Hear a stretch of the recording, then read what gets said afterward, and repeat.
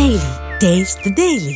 அதாவது தாவேக்காவை என்ன பண்ணிருக்கலாம்னா, நான் தான் சிங்கிள் லார்ஜஸ்ட் பார்ட்டி, என்கிட்ட தான் நிறைய சட்டமன்ற உறுப்பினர்கள் இருக்காங்க, என்னை அழைச்சி நீங்கள் ஆட்சி அமைக்க கூறுங்க அப்படின்னு சொல்லி கேட்டிருந்தாங்கன்னா இங்கே பிரச்சனையே வந்திருக்காது. இது வந்து டேரெக்டாகவே போயிருக்கும். இவர் எதை பேஸ் பண்ணி ஒரு பதவி பிரமாணம் எடுத்துக்கொள்ள போகிறார், எதை பேஸ் பண்ணி அவர் வந்து முதல்வராக, தமிழக முதல்வராக ஆக போகிறாருன்னு பார்த்தீங்கன்னா இந்திய அரசியலமைப்பு வச்சு தான். இந்திய அரசு அமைப்பை மீறி இவரால் வந்து சீஃப் மினிஸ்டர் ஆக முடியாது. ஸோ அதனால் இவர் வந்து இந்திய அரசியலமைப்பை மதித்து தான் ஆக வேண்டும். இவ்வளோ காம்ப்ளிகேஷன் தேவையே இல்லை. இது வந்து குழப்பமாக இருக்க வேண்டிய தருணமே கிடையாது. கிளியர் கட் அரசியல் நிதானம் இல்லாமல் இவங்களே இல்லை இது வந்து என்ன சொல்ல, ஒன்று இன்எக்ஸ்பீரியன்ஸ்னு எடுத்துக்கலாம். அவர் கண்டிப்பாக ஆட்சி அமைப்பார் அப்படின்றத நம்ம எதிர்பார்ப்போம். ஏன்னா 108 வந்துட்டார், இதுக்கு மேலே வந்து யாரும் தடுதலான்னு இருக்க முடியாது, முடிஞ்சு போச்சு. இது 2006 எலெக்ஷனுடைய முடிவுகள் வந்து எப்படி இருந்தது? கவர்மெண்ட் வந்து திமுக தான் இருந்தது. அவர் எவ்வளோ வச்சிருந்தாரு? 96 சீட் தான் வச்சிருந்தாரு. அதை வச்சுட்டு அவர் ஆட்சி பண்ணலையா? ஸோ அந்த 118 அவருக்கு வரும். அதாவது அந்த மெஜாரிட்டி இல்லைன்னும் போது ஒரு எல்லாரையும் கூட்டி ஒரு நம்பர் கொடுங்க, 118 நம்பர் கொடுங்கன்னு கவர்னர் கேட்டிருக்காரு. இப்போ 2வது ஸ்டெப்பில் தான் இருக்குது. இதுக்குள்ளே உங்களுக்கு என்ன பயம் வந்திருக்கு அப்படின்னா, இப்போ தாவேக்கா கூட எல்லாருமே கூட்டணி வச்சுட்டு அதுக்கப்புறம் கைட்டி விட்டு தாவேக்கா தனியாக நிற்குதுன்னா நீங்கள் இந்த துரோகம்னு சொல்லலாம். தாவேக்கா தனியாக தேர்தலை சந்திச்சாங்க, அவங்க 107 சீட்டு ஜெயிச்சிருக்காங்க, அதை அப்படியே வச்சுக்கலாம். நான் சொல்கிறது மகாராஷ்டிராவோட கேஸில் பாரதிய ஜனதா கூட்டணியில் போய் அவனை கைட்டி விட்டு வெளில போய் ஆப்போசிட்டில் நேர் எதிர் செட்டில் போய் உட்காந்துக்கிட்டு ஆட்சி அமைச்சு உட்காரும் போது பாஜக சைலண்டாக தான் இருந்தாங்க, ஒன்றும் பண்ண முடியாது. முதல்ல ஒரு ஆட்சி அமைக்கட்டும், ஒரு 4 மாதம் 5 மாதம் அவர் எப்படி ரன் பண்ணுறாருன்னு பார்ப்போம். 6 மாதம் அது அப்படி தான் நம்ம எடுத்துக்கணும். அதுக்கப்புறமா இந்த கட்சிகள்லாம் அவங்க கூட தொடர்ந்து 5 வருடம் பயணிப்பாங்களா, இல்லை அவங்களுக்கு தனியாக பர்சனல் அஜெண்டா இருக்கா, அவங்க வந்து அரசவையில் பங்குன்னு கேட்பாங்களா, இல்லை ஏதாவது ஒரு மசோதா கொண்டு வரும்போது நீங்கள் சொன்ன மாதிரி காலை வருவாங்களா, இதெல்லாம் அப்புறமா. இப்போதைக்கு ஆட்சி அமைப்பதற்கு என்ன தேவையோ அந்த எண்ணிக்கை 118 அதை விஜய் அவர்கள் சமர்ப்பித்தால் என்றால் அவருக்கு பதவி வழங்கப்படும்.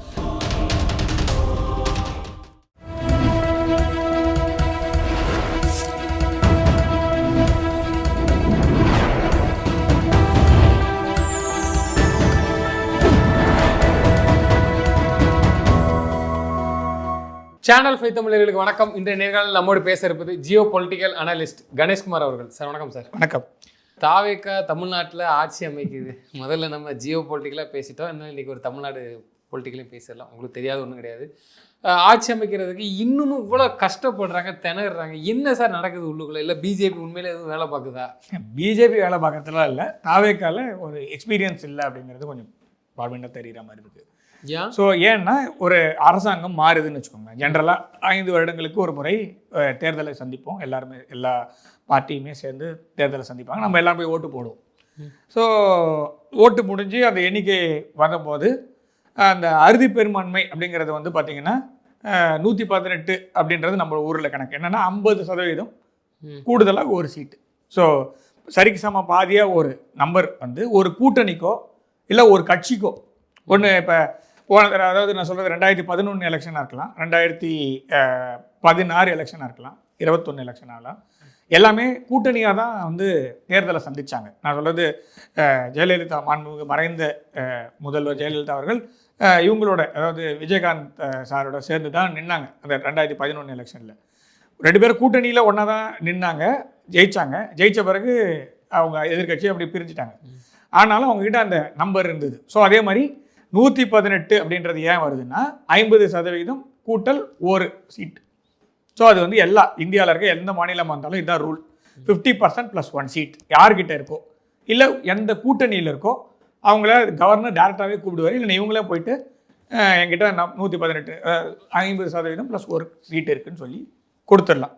ஸோ அது இல்லை அப்படின்னும் போது சில புரோட்டோகால், சில வழிமுறைகளில் இந்திய அரசியலமைப்பு சட்டம் கொடுத்துருக்கு.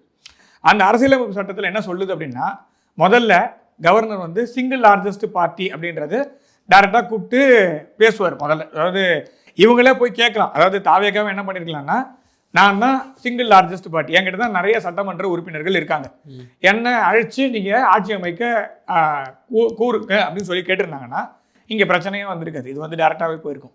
ஸோ இவங்க என்ன பண்ணுறாங்கன்னா, கூட வந்து 108 என்கிட்ட இருக்குன்னு சொல்லிட்டு கூட காங்கிரஸ் 5 இருக்குன்னு சொல்லி கொண்டு போய் கொடுக்குறாங்க. தனியாக அடிஷ்னல் பேப்பராக கொடுக்கும். அவங்க சொல்கிறாங்க, அதாவது நம்பர் இருக்கா அப்படின்னு கேட்கும்போது இவங்க என்ன சொல்லியிருக்கணும் அப்படின்னா, எங்கிட்ட 108 இருக்குது, நான் சிங்கிள் லார்ஜஸ்ட் பார்ட்டி, என்ன நீங்கள் ஃப்ளோர் டெஸ்ட் பண்ண கொடுங்க அப்படின்னு சொல்லியிருந்தாங்கன்னா அது வேற.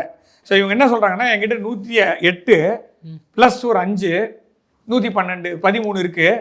ஆனால் எங்கள் தலைவர் 2 இடத்துல நின்றுருக்காரு, ஒரு இடத்துல ரிசைன் பண்ணோம். ஸோ 112 சீட் என்கிட்ட இருக்குது. ஸோ இப்போ நம்மளுக்கு என்ன தேவை அப்படின்னா, 118 இருந்ததுன்னா பிரச்சனையே இல்லை, டேரெக்டாக கவர்னர் கூப்பிட்டு ஆட்சி அமைக்க வச்சுருவார். இல்லை 108 அப்படின்னா கூட இவர் வந்து அடுத்தது அட்வைஸ் பண்ணுறதுக்கு போகலாம், அதாவது யார் அப்படின்றது வேற ஏதாவது பேசணுமா அப்படின்றது பார்க்கலாம். ஆனால் இவங்க வந்து நடுவில் ஒரு 112 ஒரு நம்பர் கொடுக்குறாங்க. இந்த நம்பர் உங்ககிட்டயே யாராவது ஒருத்தருங்க சொல்கிறாங்கன்னு வச்சுக்கோங்களேன். இப்போ ஒரு 500 ரூபா தரணும்னு வச்சுக்கோங்க. ஸோ 500 ரூபா தரேன்னா ஒன்று 500 ரூபா தரணும், இல்லைன்னு வச்சுக்கோங்க வேற ஏதாவது ஒரு நம்பர் சொல்கிறாங்கன்னா அது ஏன் அந்த நம்பருன்றது தானே கேட்குறோம். 380 ரூபா ஒருத்தவங்க கொடுக்குறாங்கன்னு வச்சுக்கோங்க, உங்ககிட்ட 500 ரூபா தரணும், ஆனால் 380 ரூபா கொடுக்குறாங்க அப்படின்னா நீங்கள் என்ன பண்ணுவீங்க? இன்னும் 120 ரூபா குறையுதுப்பா, 120 ரூபா எடுத்துன்னு வந்து கொடு மொத்தமாக, அப்படி தான் சொல்லுவோம். ஸோ அது அதை தான் இங்கே பிரச்சனையே. இதை வந்து டெக்னிக்கலாக இவங்க வந்து அதாவது வேணும்ட்டே பண்ணுறாங்களா இல்லை அதுக்குள்ளே நான் அரசியலுக்குள்ளெல்லாம் போகல. ஸோ இங்கே விஷயம் என்னன்னா, நடந்த தவறுகள் இருக்கு. இங்க ப்ராப்ளம் இல்லை. சீனியர் செங்கோட்டையன் உள்ள இருக்காங்கலாம் தெரியாதா? அதான் யார் கண்ட்ரோலில் இருக்குன்னு தெரியல. ஸோ இங்கே பார்ட்டி வந்து எல்லா கட்சியில இருந்தும் தாவகையில ரெப்ரசன்டேஷன் இருக்கு. இப்போ ஒவ்வொருத்தரும், அதாவது நீங்கள் செங்கோட்டையன் அவர்கள சொல்றீங்க, அவங்க அதிமுகலேருந்து போனவங்க. ஸோ இப்போ இன்னும் 2-3 கட்சியிலேருந்து போனவங்களும் அங்கே மூத்த தலைவர்களாக, அவங்க அதாவது அந்த கட்சிக்கு மூத்த தலைவர்களாக இருக்காங்க. அவங்க வயது அதெல்லாம் இல்லாமல் மூத்த தலைவர்களாக இருக்காங்க. ஸோ இப்போ என்ன பண்ணணும், அடுத்தது என்ன, 118ன்றதை காமிக்காம நீங்கள் வந்து மெஜாரிட்டி கிளைம் பண்ண முடியாது. இதுதான் கவர்னர் கேட்குறாரு. கவர்னர் வந்து கேட்கறது ஒன்றும் இல்லை, அவர் வந்து நீங்கள் வந்து ஆதரவு கடிதம் கூட கேட்கல. அவர் என்ன சொல்கிறாங்கன்னா, எந்தெந்த நம்பர் இருக்குது அப்படின்றது மாத்திரமா சொல்லுங்க அப்படின்னா, அதுவுமே ஒவ்வொரு தடவை ஒவ்வொரு தப்பு நடக்குது. ஸோ அது தெரிஞ்சு நடக்குதா இல்லை வேணும்ட்டே நடக்குதான்னு தெரியல. ஸோ இது வந்து டெக்னிக்கல் டிஃபிகல்ட்டிஸ், டெக்னிக்கல் மிஸ்டேக்ஸ்ன்றது வேற. இது வந்து ஒரு தடவை 112, அடுத்த வாட்டி 116.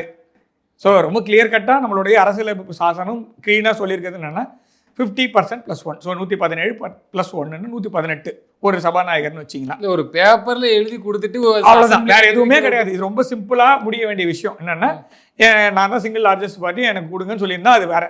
ஸோ ஆனால் இவங்க வந்து குழப்பிக்கிறாங்க. இவங்களே வந்து நிறைய நம்பரை வந்து இவங்களே வந்து 112ன்றது கவர்னர் எப்படி எடுத்துப்பார். இப்போ வந்து எல்லாருமே நான் சொல்கிறது வந்து இன்க்ளூடிங் நான் என்னையுமே கேட்டிங்கன்னா கூட விஜய் ஆட்சி அமைக்கட்டும் அப்படின்ற ஒரு எண்ணம் எல்லாருக்குமே இருக்குது. ஆனால் இங்கே வந்து டெக்னிக்கலாக நம்ம வந்து பார்த்தோம்னா, இது வந்து என்னுடைய விருப்பு வெறுப்பு தாண்டி இருக்கக்கூடிய ஒரு விஷயம். என்னென்னா, இவர் எதை பேஸ் பண்ணி ஒரு பதவி பிரமாணம் எடுத்துக்கொள்ள போகிறார், எதை பேஸ் பண்ணி அவர் வந்து தமிழக முதல்வராக ஆக போகிறாருன்னு பார்த்தீங்கன்னா, இந்திய அரசியலமைப்பு வச்சு தான். இந்திய அரசு அமைப்பை மீறி இவரால் வந்து சீஃப் மினிஸ்டர் ஆக முடியாது. ஸோ அதனால இவர் வந்து இந்திய அரசியலமைப்பை மதித்து தான் ஆக வேண்டும். இதை வந்து நிறைய விளாகிங்கோ இல்லை அதாவது சோஷியல் மீடியா போஸ்ட்டோ இதெல்லாம் ஒர்க் ஆக போகிறது இல்லை. நான் சொல்கிறது கொஞ்சம் கஷ்டமாக தான் இருக்கும். பட் ஸ்டில் நம்ம வந்து இவருக்கு நான் வந்து இதை எனக்கு பிடித்த தலைவர், அதனால நான் வந்து இவருக்கு நான் அந்த லீகாலிட்டியை பெண்ட் பண்ணுறேன், இது வந்து அரசியல் எடுத்து வைக்கிறேன். சரி, இதே மாதிரி பிடிக்காத ஒருத்தன் வர்றாருன்னு வச்சுக்கோங்களேன். சரி, இந்த எலெக்ஷனில் இவர் ஜெயிச்சிட்டாரு 108, இதே மாதிரி நம்மளுக்கெல்லாம் இப்படியோ ஒரு மாதிரி ஒரு இதே மாதிரி இன்னொரு வேவ் வருது, இன்னொருத்தர் வர்றாரு, அவர் எனக்கு பிடிக்கல, அப்போ நான் வந்து என்ன சொல்லணும்? அப்போ நான் இதே ஃபாலோ பண்ணுமா? இல்லை எனக்கு பிடிக்கல அதனால் அவரை பதவி பிரமாணம் செய்யக்கூடாது 118 கொண்டு வான்னு, அப்படி முடியாது. இங்கே ப்ராப்ளம் வந்து ஒரு ஸ்கேல் ஒன்று வச்சிங்கன்னா எல்லாருக்கும் ஒரே ஸ்கேலாக தான் வைக்க முடியும். அதனால் இவர் வந்து 118ன்றதை காமிக்கும் போது naturally he becomes a CM. அவ்வளோதான், இதுதான் கணக்கு. ரொம்ப சிம்பிளாக ஸ்டெப் பை ஸ்டெப் கொடுத்துருக்கு. முதல்ல 108, இவர் வந்து 118 இருந்தால் போதும். இவர் 108 காமிச்சிருக்காரு. கவர்னர் என்ன அட்வைஸ் பண்ணியிருக்காருன்னா, நீ போய் இன்னும் 10 பேரை கூட்டி 11 பேரை கொண்டு வந்தீங்கன்னா ஸோ 118ன்ற நம்பர் வந்துடும். ஸோ 107 + 11 118 வந்துடும், நீங்கள் ஆட்சி அமைச்சிக்கலாம். இவ்வளோதான் விஷயம். அதை சரியாக அதை தான் காமிக்க முடியலன்றதான் இங்கே பிரச்சனை. முடியலே காமிக்க தெரியலையா? இதில் ரெண்டுமே இருக்குது ப்ராப்ளமாக எடுத்துக்கிட்டோன்னா. ஏன்னா இப்போ வரக்கூடிய கட்சிகள் இருக்காங்களே, அவங்க 2 முடிவில் இருக்காங்க. அதுதான் நம்ம கிளியராகவே தெரியுது. ஏன்னா எஸ்ன்னு சொன்னாங்கன்னா ஒரு பேப்பர் எடுக்க வேண்டியது, நான் சொல்கிறது கம்யூனிஸ்ட் கட்சியாக இருக்கட்டும், இல்லைன்னா IUMLO, இல்லைன்னா VCKவாக இருக்கட்டும், எந்த ஒரு கட்சியாக இருந்தாலும் லெட்டர் பேட் எடுக்க வேண்டியது, நாங்கள் தாவேகா ஆட்சி அமைப்பதற்கு எந்த ஒரு இதுவும் கண்டிஷனும் இல்லாமல் நாங்கள் ஆதரிக்கிறோம், இது எங்களுடைய கட்சி முடிவுன்னு கையெழுத்து போட்டு கொடுத்தா முடிஞ்சு போச்சு. அதை எடுத்துகிட்டு போய் மேலே வச்சு எடுத்துகிட்டு போய் காமிச்சாருன்னா இப்போ 118 நம்பர் வந்திருக்கு. இந்த லெட்டரை இவங்க கொடுக்க மாட்டேங்கிறாங்கல்ல. இன்னொன்று அந்த லெட்டர் உண்மையா பொய்யான்றது அது இவ்வளோ காம்ப்ளிகேஷன் தேவையே இல்லை. இது வந்து குழப்பமா இருக்க வேண்டிய தருணமே கிடையாது. கிளியர் கட் அரசியல் நிதானம் இல்லாம இவங்களே இல்ல இது வந்து என்ன சொல்ல ஒன்னு இன்எக்ஸ்பீரியன்ஸ்னு எடுத்துக்கலாம், இல்லைன்னா வந்து கொஞ்சம் பொறுமை இன்மை அப்படின்றது நம்மளுடைய மக்கள் இப்படி இருக்காங்கன்னு தெரியல. அந்த கட்சியை சார்ந்த அந்த தொண்டர்கள் கொஞ்சம் நிதானமா இருக்கணும், வேற ஒண்ணுமே கிடையாது. அவர் கண்டிப்பா ஆட்சி அமைப்பார் அப்படின்றத நம்ம எதிர்பார்ப்போம். ஏன்னா 108 வந்துட்டாரு, இதுக்கு மேல வந்து யாரும் தடுதலாம் நிறுத்த முடியாது, முடிஞ்சு போச்சு. ஸோ இது ஒரு நாளோ 2 நாளோ எல்லாரும் சேர்ந்து ஒரு மாதிரி கொண்டு வந்து நிறுத்த போறாங்க. 118 வரதான் போகுது. இதுல வந்து இதுல கவர்னர் நிறுத்த போறாரா, கவர்னர் என்ன முடிவு தேவையே இல்லை. அவர் கிளியர் கட்டா நான் தான் சொன்னேன், விருப்பு வெறுப்பு இல்லாம தானே அவரு பதவியேற்க போறாரு. கவர்னர் மாத்திரம் விருப்பு வெறுப்பு, விஜய்க்கு மாத்திரம் நீங்க யாட்சி மாத்துங்கன்னு சொல்றது தப்பு. அவர் 118 எடுத்து போய் கண்டிப்பா உடனே கேட்கறாங்களான்னா இல்ல, டைம் 15 நாள் இருக்கு. முதல் நாள் வெற்றி பெற்ற உடனேவே, அதாவது இந்த இது வாங்கினாங்களே ரிட்டர்னிங் ஆஃபீஸர்ட்ட வந்து அந்த வெற்றி பத்திரம்ன்றது வாங்குறாங்களே, வாங்க நினைக்க டைம் கொடுத்தாச்சு. யாருக்குமே மெஜாரிட்டி இல்லைன்னு தெரிஞ்சு போச்சு. டைம் கொடுத்தாச்சு, அந்த டைமை வச்சு ஒர்க் பண்றாங்க. அந்த 15 நாள் முடிஞ்சதுக்கு அப்புறமும் என்ன ஆகும்? அதான் சொல்றேன், 15 நாளுக்குள்ள முடிஞ்சிருங்க. ரொம்ப எல்லாம் குழப்பிக்கலாம் வேணாம், 15 நாளுக்குள்ளேயே முடிஞ்சிடும். அப்படி முடியலன்னும் போது அரசியலமைப்பு சாசனம் என்ன சொல்லுதுன்னா, 15 நாட்கள் அரசாங்கம் யாருடைய கண்ட்ரோல்லையும் இல்லாம இருக்க முடியாது. நான் சொல்றது சட்டம், அரசியலமைப்பு சட்டம் என்ன சொல்லுதுன்னா, நீண்ட அதாவது ஒரு பெரிய கேப்ல அட்மினிஸ்ட்ரேஷன் இல்லாம நிர்வகிக்க ஆள் இல்லாம இருக்க முடியாது. ஸோ அப்ப நீங்க வந்து இந்த நிர்வகிக்கிறது யாருன்னா முதல்வர் தான். இப்ப முதல்வரை தேர்ந்தெடுக்கிறதுலாம் இவ்வளவு குழப்பம் இருக்கு அப்படின்றதுனால என்ன பண்ணுவாங்கன்னா, கவர்னர் வந்து என்ன பண்ணுவாரு, இந்த மாதிரி யாரும் ஆட்சி அமைக்க முடியல, அந்த மாதிரி ஒரு முடிவுகள் எட்டப்படலைன்னும் போது பிரசிடென்டோட ரூலிங் வரும். அதுவும் உடனே இப்ப பிரசிடென்ட் ரூல் வருதுன்னு உடனே நம்ம பசங்க எல்லாருமே சேர்ந்து அவ்வளவுதான் எலெக்ஷன் டல் அண்ட் வாய்டான கிடையாது. அது சஸ்பெண்டட் அனிமேஷன்ல இருக்கும். 6 மாசத்து வரைக்கும் சஸ்பெண்டட் அனிமேஷன்ல போடுறதுக்கான ஷரத்துகள் இந்திய அரசியலமைப்பு சட்டத்தில் இருக்கு. அது வரைக்கும் என்ன ஆகும்னா, பிரசிடென்ட் ரூல் பண்ணுவாரு, எதை பேஸ் பண்ணினா இருக்கக்கூடிய அவருடைய பவர்ஸ்ல ரூல் பண்ணுவாரு இருக்கும். அதுக்கு நடுவில் இந்த 118 நம்பர் விஜய் அவர்கள் திரும்ப என்கிட்ட இருக்குன்னு கொடுத்துட்டாருன்னா அவர் முதல்வராக பதவி ஏற்றுக்கொள்வார். இவ்வளவுதான் 3 ஸ்டெப்பு. முதல்ல 118 இருந்ததுன்னா டைரக்டா முதல்வர் ஆவாங்கன்றது விதி. அது இல்லைன்னும் போது சிங்கிள் லார்ஜஸ்ட் பார்ட்டியை கவர்னர் அழைத்து மிச்சம் எவ்வளோ இப்போ 2006 எலெக்ஷன்ல கருணாநிதி அவர்கள், முன்னாள் முதல்வர் கருணாநிதி அவர்கள் 96 சீட் வச்சுட்டு 5 வருஷம் ஆட்சி நடத்தினார். மைனாரிட்டி ஒவ்வொரு வார்த்தையும் மைனாரிட்டி கவர்மெண்ட் தான் சொல்லுவாங்க அவங்க. அது வெளியில இருந்து ஆதரவுன்னு பாமக காங்கிரஸ், அது ஏதோ ஒண்ணு. இங்க ப்ராப்ளம் தான் சொல்றேன் நான் வந்து, நீங்க சொல்றது 110 108 சொல்றீங்க இல்லையா, இது 2006 எலெக்ஷனுடைய முடிவுகள் வந்து எப்படி இருந்தது? கவர்மெண்ட் வந்து திமுக தான் இருந்தது. அவர் எவ்வளவு வச்சிருந்தாரு? 96 சீட் தான் வச்சிருந்தாரு. அதை வச்சுட்டு அவர் ஆட்சி பண்ணலையா? அது அப்படிதான். அதாவது நீங்க அந்த ஆக்க பொறுத்தது ஆற பொறுக்கணும்னு சொல்றது, வேற ஒன்றும் இல்லை. ஸோ அந்த 118 அவருக்கு வரும். அதாவது அந்த மெஜாரிட்டி இல்லைன்னும் போது ஒரு எல்லாரையும் கூட்டி ஒரு நம்பர் கொடுங்க, 118 நம்பர் கொடுங்கன்னு கவர்னர் கேட்டிருக்காரு. இப்போ 2வது ஸ்டெப்ல தான் இருக்கு. இதுக்குள்ள உங்களுக்கு என்ன பயம் வந்திருக்கு அப்படின்னா, விஜய் மாத்திரம் தான் 118 கொடுக்கணும்னு அவசியம் இல்லை. இதுதான் இங்கே பிரச்சனை, வேற ஒன்றுமே கிடையாது. இப்போ ஏன் குழப்பம், ஏன் இந்த பதற்றம் அப்படின்னா, நம்ம ஓப்பன் மைண்டடாக பேசணும்னா இவர் மாத்திரம் ட்ரை பண்ண மாட்டார், மிச்சம் இருக்கிறவங்களும் ட்ரை பண்ணலாம். ஓகேவா? இது வந்து என்ன, இது எங்கே வருது அப்படின்னா, இந்த சர்க்காரியா கமிஷனுடைய முடிவுகள் படி தான் ஆட்சி அமைப்பது முடியும். இப்போ நான் சொன்னது எல்லாமே சர்க்காரியா கமிஷனுக்கு கீழே வருது. மெஜாரிட்டி இல்லாத போது எல்லாரும் சேர்ந்து ஒரு கூட்டாட்சியாக ஒரு போஸ்ட் போல் அலையன்ஸ் அப்படின்ற பேரில் வர்றது. அதுதான் இப்போ நம்ம பேசிகிட்டு இருக்கோம். டன். ஸோ இதை அப்படி ஓரம் வச்சிருவோம். இப்போ 118 வரலன்னா தான் நான் சொன்ன அந்த சஸ்பெண்டட் அனிமேஷனில் போகிறதுக்கான சான்சஸ் அது ரொம்ப கம்மி. ஆனால் அதுதான் முடிவு. அது எலெக்ஷனே செல்லாது, மறுபடியும் எலெக்ஷன் வருமானா 6 மாதத்துக்கு கிடையாது, கவலைப்படாதீங்க. இன்னொன்று 6 மாதத்துக்குள்ளே அவர் திரும்ப ஒரு நம்பர் கொடுத்தாருன்னா போதும். இப்போ மற்ற கட்சிகள்லாம் சேர்ந்து 118 120 கொடுத்தாங்கன்னா அவங்களுக்கு ஆட்சி அமைக்கிறதுக்கான வாய்ப்புகள் இருக்கான்னா, இது வந்து அரசியலமைப்பு சட்டத்தில் தான் பார்க்கணும். இதை நம்ம எமோஷனாக பார்க்க முடியாது. இவர் வந்து 107 எடுத்திருக்காரு, 108 எடுத்திருக்காரு, அதில் ஒன்று ரிசைன் பண்ண போகிறார், 107 வச்சுக்கோங்க. இருந்தாலுமே மற்றவங்கலாம் சேர்ந்து 130 காமிக்கிறாங்கன்னு வச்சுக்கோங்க. இல்லை அது சாத்தியப்படுமா? இல்லை, இது சாத்தியமே கிடையாது. நான் சொல்கிறது வந்து இதை வந்து நீங்கள் டெக்னிக்கலாக நம்ம ஹேண்டில் பண்ணோம். இதே வந்து மகாராஷ்டிராவில் நடந்த தேர்தலில் single largest party Bharatiya Janata கட்சி இருந்தது. இதுக்கும் இன்னொரு விஷயம் சொல்கிறேன். பாரதிய ஜனதா கட்சி சிங்கிள் லார்ஜஸ்ட் பார்ட்டி மாத்திரம் இல்லை, ப்ரீ போல் அலையன்ஸில் சிவசேனாவும் பாரதிய ஜனதாவும் ஒன்றாக இருந்தது. எலெக்ஷன் முடிஞ்ச உடனே சிவசேனா பாரதிய ஜனதா கட்சியை கைட்டி விட்டு ஆப்போசிட் சைடில் போய் நின்று ஆட்சி அமைத்தது.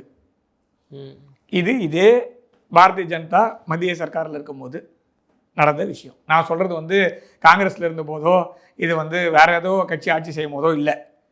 சென்ட்ரல் கவர்மெண்ட் வந்து என்டிஏ கவர்மெண்ட் இருக்கும்போது சிவசேனா என்டிஏல இருக்கிற ஒரு பார்ட்டி, பாரதிய ஜனதா என்டிஏல இருக்க பார்ட்டி, இவங்க ரெண்டு பேரும் ப்ரீ போல் அலையன்ஸ், அதாவது தேர்தலுக்கு முன்பே கூட்டணி. அந்த கூட்டணியில் பாரதிய ஜனதா சிவசேனாவும் இணைந்தே சந்தித்தன.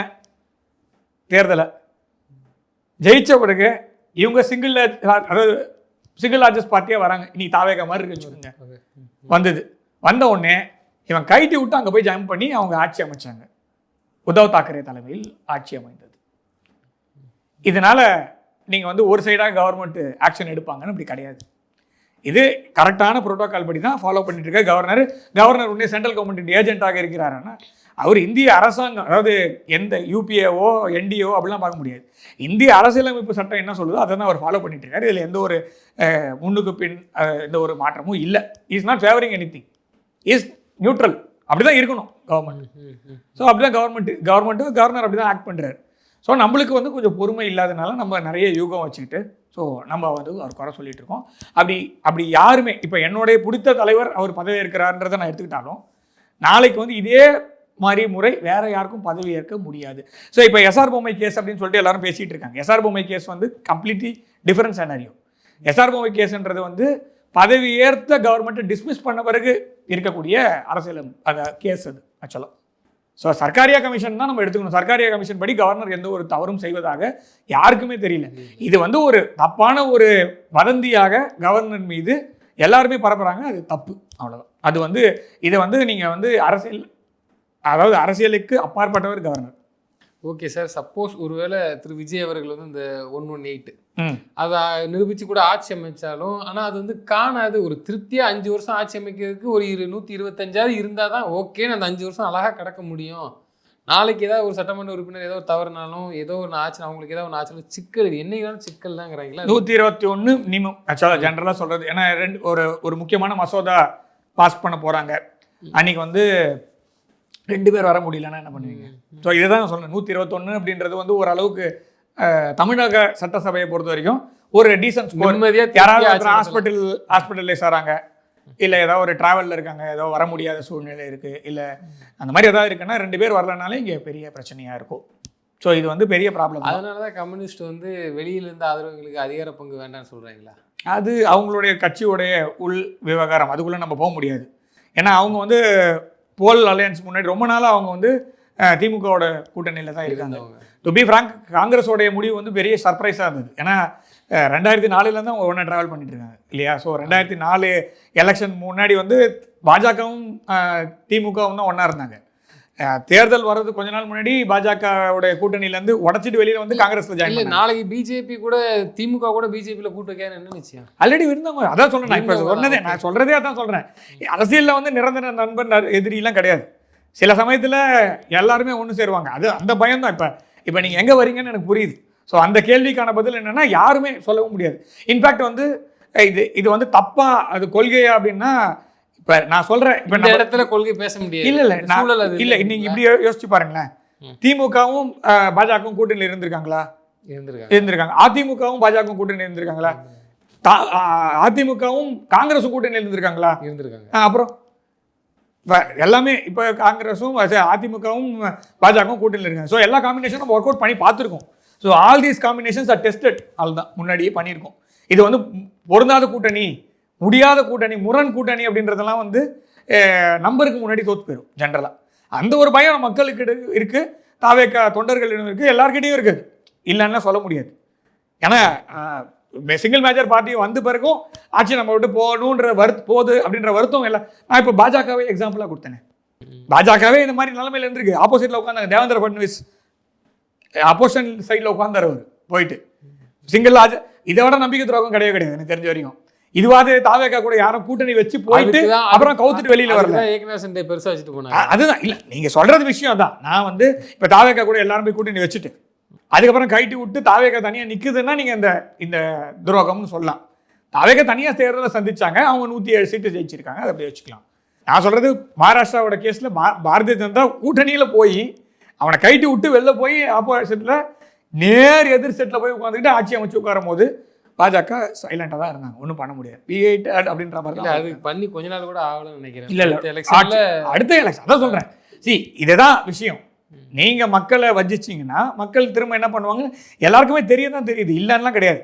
அதனால நம்ம என்ன பண்ணுவோம்னா கொஞ்சம் வெயிட் பண்ணுவோம். நம்ம வந்து கவர்னரை வந்து 2 கொம்பெல்லாம் வச்சு ஒரு வில்லனா சித்தரிக்கிறதுன்றது வந்து காதலன் படம்லாம் திரும்பி போட்டு காமிக்காதீங்க. ஸோ அதெல்லாம் முடிஞ்சு போச்சு. ஸோ இப்போ அவசியமே இல்லாது ஒரு பதட்டம் அப்படின்றது இருக்குது. அது வந்து நம்ம ஓட்டு போட்ட மக்களால் தான் ப்ராப்ளமே தவிர கவர்னர்கிட்ட இருக்கிற மாதிரி எனக்கு தெரியல. கவர்னர் ரொம்ப அவருடைய பேட்டி வந்து ஆங்கில ஊடகத்தில் பார்க்க முடிஞ்சது. அவர் வந்து ரொம்ப தெளிவாக சொல்கிறாரு.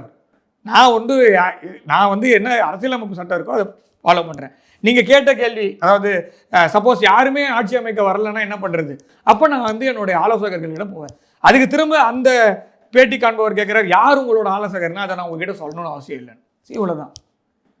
ஸோ நம்ம வந்து ரொம்ப டைம் இருக்குது. நம்பர் ரொம்ப பெரிய டிஃப்ரென்ஸ்லாம் இல்லை. 11 சீட்டுன்னா சரி 12 சீட்டு வச்சுப்போம், அது வரும் நம்புவோம். இவ்வளோ பண்ணியாச்சு. So let us wait for ஒரு 2-3 நாள் வெயிட் பண்ணோன்னா நம்மளுக்கு ஆன்சர் கிடச்சிரும். ஆனால் இதுக்காக நம்ம வந்து மக்கள் வந்து எல்லாருக்கும் திருப்திப்படுத்துகிற மாதிரி ஒரு ரிசல்ட் கொடுத்துட்டாங்க. அவ்வளோதான். டு பி ஃப்ராங்க் எல்லாருக்கும் ஒரு திருப்தி இருக்குது இதில். ஓகே, அப்படி தான் எடுத்துக்கணும். ஸோ இப்போ எல்லாருக்கும் ஒரு சந்தர்ப்பமும் இருக்குது, அதையும் கொடுத்துருக்காங்க. இப்போ யாருமே நான் வந்து கை விட்டாங்கன்னு சொல்ல முடியாது. எல்லாருக்கும் ஒரு சந்தர்ப்பம் இருக்கிற மாதிரி ஒரு தீர்ப்பை வந்து நம்ம தமிழக மக்கள் வச்சுருக்காங்க. அதில் வந்து இப்போ அந்த எக்ஸ்பீரியன்ஸு அப்புறமா நீங்கள் சொன்ன மாதிரி 5 வருஷம் தொடர்ந்து நடக்குதா, அதெல்லாம் அப்புறமா. முதல்ல ஒரு ஆட்சி அமைக்கட்டும், ஒரு 4 மாதம் 5 மாதம் அவர் எப்படி ரன் பண்ணுறாருன்னு பார்ப்போம். 6 மாதம் அது அப்படி தான் நம்ம எடுத்துக்கணும். அதுக்கப்புறமா இந்த கட்சிகள்லாம் அவங்க கூட தொடர்ந்து 5 வருடம் பயணிப்பாங்களா, இல்லை அவங்களுக்கு தனியாக பர்சனல் அஜெண்டா இருக்கா, அவங்க வந்து அரசவையில் பங்குன்னு கேட்பாங்களா, இல்லை ஏதாவது ஒரு மசோதா கொண்டு வரும்போது நீங்கள் சொன்ன மாதிரி காலை வருவாங்களா, இதெல்லாம் அப்புறமா. இப்போதைக்கு ஆட்சி அமைப்பதற்கு என்ன தேவையோ அந்த எண்ணிக்கை 118 அதை விஜய் அவர்கள் சமர்ப்பித்தால் என்றால் அவருக்கு பதவி வழங்கப்படும். அவர் நீங்கள் யாரும் கவர்னர்லாம் யாருமே தடுக்க முடியாது. 118 எடுத்துன்னு போய் கொடுத்தாருன்னா முடிஞ்சுது. இது எல்லாமே ஒரு டெக்னிக்கல் டிஃபிகல்ட்டி ஆர் டெக்னிக்கல் மிஸ்டேக்னால வந்த விஷயம் தான் தவிர எனக்கு தெரிஞ்ச வரைக்கும் ஒரு நாள் கணக்கில் தான் அவருக்கும் அந்த முதல்வர் நாற்காலிக்குமான கேப் அப்படின்ற மாதிரி நான் பார்க்குறேன். நிச்சயமா சார். தொடர்ந்து எங்களுக்கு கருத்துக்களை பண்ண வைக்க நன்றி. வந்தே மாதிரம்.